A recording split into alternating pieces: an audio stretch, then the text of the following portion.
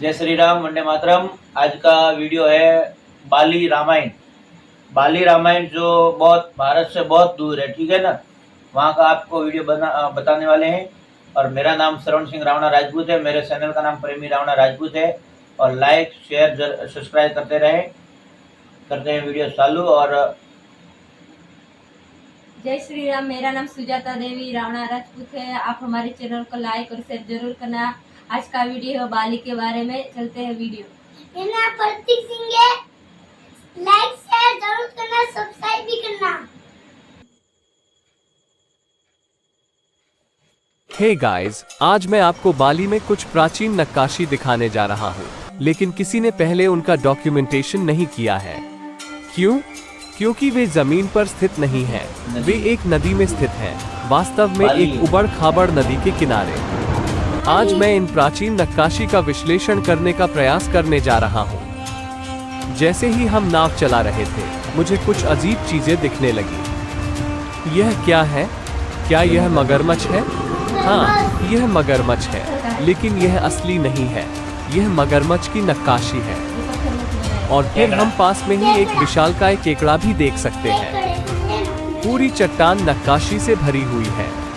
ये नक्काशी क्या दर्शाती है? रामायण, प्राचीन हिंदू महाकाव्य, जो कम से कम 2500 साल पुराना है। यहाँ हम एक संत और फिर बालों वाले वानरों का एक समूह देख सकते हैं। इन्हें यहाँ कब उकेरा गया था? क्या इन्हें प्राचीन काल में उकेरा गया था, या ये नक्काशी नहीं है? देखिए कैसे उन्होंने रामायण के पूरे दृश्य को चट्टानों पर उकेरा है। यहाँ पानी 10 फीट गहरा है, इसलिए हम नीचे उतरकर इन नक्काशी का विश्लेषण नहीं कर सकते। हमें नीचे उतरने के लिए पर्याप्त उथली जगह मिल गई। यह विशालकाय आकृति कौन है? ये रामायण में वर्णित वानर राजा वाली है।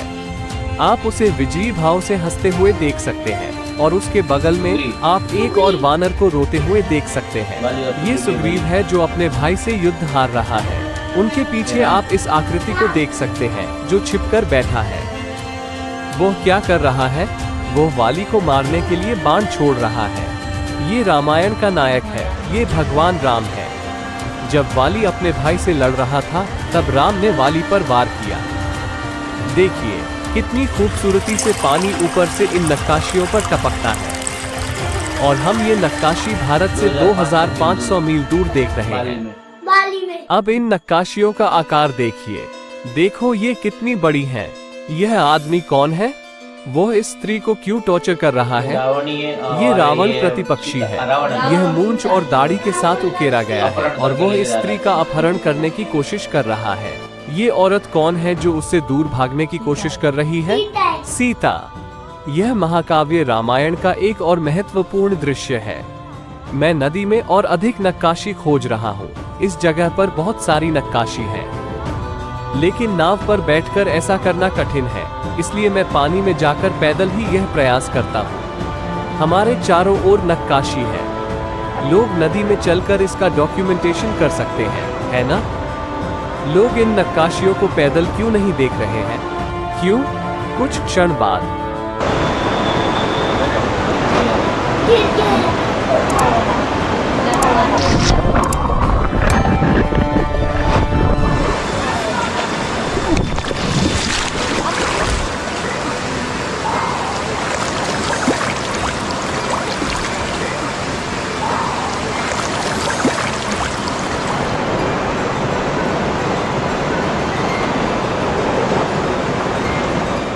ठीक है, अब हम जानते हैं कि लोग ऐसा क्यों नहीं कर रहे हैं। पानी बहुत ही उबड़ खाबड़ है और मैं पानी में गिरता रहता हूँ, क्योंकि नीचे की चट्टानें बहुत ही असमान हैं।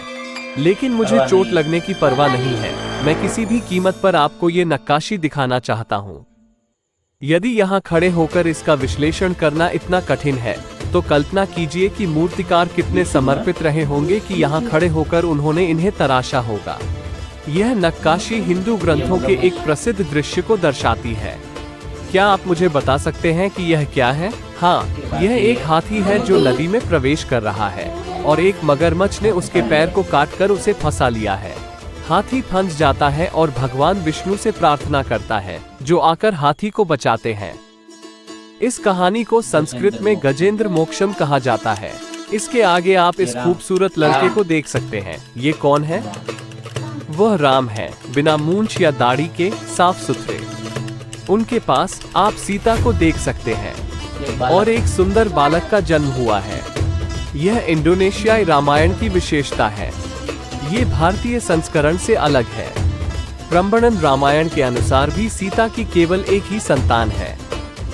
ये नक्काशी अद्भुत है और यदि आप कभी बाली आए तो इन्हें देखना न भूलें। इन नक्काशी के ऊपर आपको और भी नक्काशी मिलेगी। क्या आप ये चेहरे देख रहे हैं?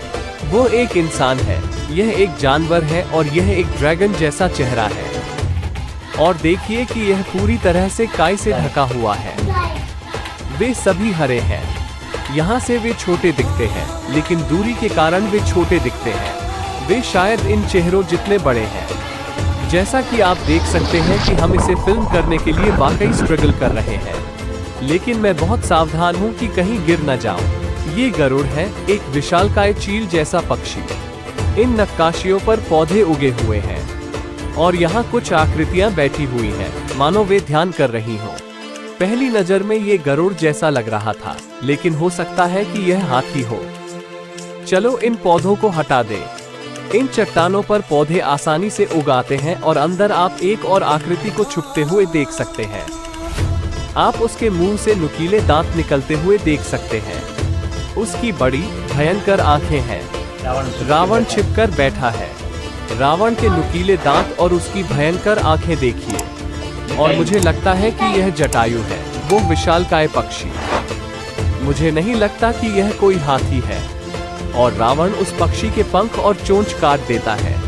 आप देख सकते हैं कि पक्षी की चोंच कटी हुई है और वो दर्द के कारण रो रहा है। यही कारण है कि रावण इतना भयंकर दिखता है, क्योंकि वो युद्ध कर रहा है। मूर्तिकार ने पक्षी और हाथी को मिलाकर जटायु बनाया है, क्योंकि आप उसके मुंह के दोनों तरफ दांत देख सकते हैं। देखो, इस दाढ़ी वाले आदमी ने शंख पकड़ रखा है और शंख से पानी बह रहा है। यह इतना परफेक्ट है कि इसे प्राचीन नहीं कहा जा सकता। अगर प्राचीन बिल्डरों ने भी ऐसा कुछ बनाया होता, तो क्या 1000 साल बाद भी यह वाटर सिस्टम काम करती? क्या कुछ नक्काशी नहीं है जो पिछले कुछ डेकेड्स में की गई है? यहाँ हम एक वानर को देख सकते हैं, लेकिन उसके दांत मानव दांतों की तरह पूरी तरह से कसा हुआ है। आमतौर पर वहाँ तीखे, बड़े हुए दांत होने चाहिए। अजीब चेहरों वाली ये नक्काशी और ऊपर से टपकता पानी इसे इतना अवास्तविक बना देता है, जैसे हम किसी काल्पनिक दुनिया में हो, जैसे हम हजारों साल पहले प्राचीन धरती पर रह रहे हों। कुछ स्थानीय लोगों का दावा है कि यह पूरा क्षेत्र, पूरा पहाड़ी क्षेत्र जहां बीचों बीच पानी सांप की तरह बहता है, छिपी हुई नक्काशी और प्राचीन रहस्यों से भरा हुआ है। जैसे ही हम इस क्षेत्र में घूमते हैं, हमें गुफा जैसी संरचनाएं दिखाई देती है। यहाँ कई अजीबोगरीब, अकल्पनीय चीजें छिपी हुई हैं। इन जगहों पर रुककर जांच करना असंभव है, क्योंकि पानी बहुत टर्ब्यूलेंट है और हम बस चोटिल होने की कोशिश कर रहे हैं। जैसे जैसे हम अंदर की ओर बढ़ते हैं, हमें और भी आश्चर्य मिलते हैं। हम पूरे क्षेत्र को छिपी हुई गुफाओं और नक्काशी के लिए स्कैन कर रहे हैं। पूरा क्षेत्र आर्टिफिशियल स्ट्रक्चर से भरा हुआ है। यह एक हिंदू मंदिर की वेदी है। मूर्ति को एक नए कपड़े से लपेटा गया है। संपूर्ण पहाड़ी क्षेत्र हिंदू मंदिरों, नक्काशी और गुफाओं से भरा हुआ है। लेकिन ये केवल नीचे की बात नहीं है। वहाँ पहाड़ की चोटी पर देखिए, वहाँ भी आप चट्टानों पर कट के निशान देख सकते हैं। ऊपर भी मंदिर और नक्काशी होनी चाहिए। मैंने ऐसा कुछ पहले कभी नहीं देखा। तो बाली की समृद्ध विरासत की कल्पना कीजिए। कई शताब्दियों पहले रामायण की प्राचीन नक्काशी चट्टानों के चारों ओर तथा संपूर्ण पर्वतीय क्षेत्र में स्थापित की गई थी। यदि आप प्राचीन काल में नाव लेकर नदी में यात्रा कर रहे होते, तो आप महाकाव्य के सभी महान दृश्यों को देख सकते थे और आप रामायण को एक फिल्म देखने की तरह समझ सकते थे। लेकिन ये नक्काशी कितनी पुरानी है? क्या ये वाकई प्राचीन है या हाल ही में बनाई गई है? यदि आप यहाँ देखें तो आप अंग्रेजी में लिखा ये टेक्स्ट देख सकते हैं, जो एक लोगो की तरह उकेरा गया है। आप एक सर्कल देख सकते हैं जिस पर अंग्रेजी में टाटा लिखा है। यह निश्चित रूप से नया होगा। या तो यह क्षेत्र नया बना होगा, या कम से कम लोगो और कुछ भाग नए होंगे। हो सकता है कि यह एक्सेप्शन हो सकता है कि बाकी सब कुछ प्राचीन हो, है ना? यहाँ ये दूसरे एरिया में है और आप इसे यहाँ देख सकते हैं। इसमें लिखा है लाहिर्निया राम। लाहिर्निया का अर्थ इंडोनेशियाई भाषा में प्रारंभ होता है, लेकिन इससे एक महत्वपूर्ण बात साबित होती है। अंग्रेजी में लिखे अक्षर और जिस तरह से इसे उकेरा गया है, उससे पता चलता है कि यह पिछले 100 वर्षों में किया गया है, संभवतः पिछले 50 वर्षों में भी। और इन नक्काशी की शैली में एक नवीनता है। मैं कहूँगा कि ये नई है। कुछ स्थानीय लोगों का कहना है कि ये सभी नक्काशी बिल्कुल नई है, लेकिन अन्य बाली लोगों का कहना है कि ये सभी नक्काशी का रेनोवेशन है।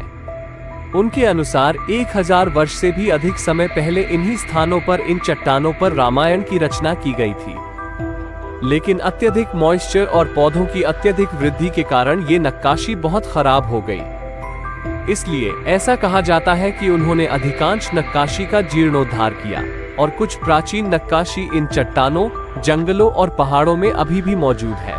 लेकिन मैं इन नक्काशियों का और अधिक अन्वेषण करने जा रहा हूँ ताकि पता चल सके कि वास्तव में क्या चल रहा है।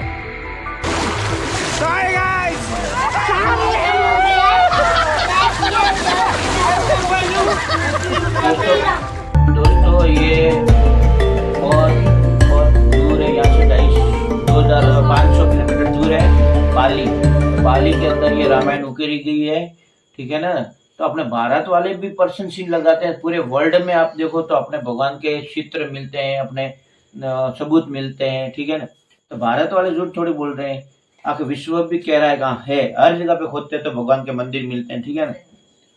और गर्व से कहो कि हम हिंदू हैं, ठीक है ना। और आप मानो ना मानो, पहले हिंदू ही पैदा होते हैं, ठीक है ना। दुनिया बाद में जो भी सोचे। और ये वीडियो तो अच्छा लगा और आपको बड़े भी और अच्छी वीडियो लाएंगे पार्ट, ठीक है ना। और हमारे वीडियो को लाइक शेयर जरूर करें। और जैसे जैसे आपको वीडियो राम, और वहाँ पे भी राम के दाढ़ी मूछ नहीं है, ठीक है ना। तो यहाँ का भी राम के दाढ़ी मूछ नहीं है और हर जगह पे एक जैसे दिखाया जा रहा है। और सीता जी को भी वहाँ पे है और सीता जी को रावण लेके जा रहे हैं और वो पंख काटता है, युद्ध करता है इसके साथ में, गरुड़ के साथ में, ठीक है ना। तो वो भी दिखाया जाता है। तो मगर अब बाली है, बाली और सुग्रीव दोनों भाई को भी बताया जाता है, ठीक है ना। तो मेरे को तो वीडियो अच्छा लगा और वीडियो और हकीकत है, ठीक है ना। और ये बनी बनाई बात नहीं है, बहुत प्राचीन से चल रहा है, माने ना माने दुनिया, मगर ये तो सत्य ही है हिंदू। और मिलेंगे नए ब्लॉग के साथ, चलते हैं। जय श्री राम, वंदे मातरम।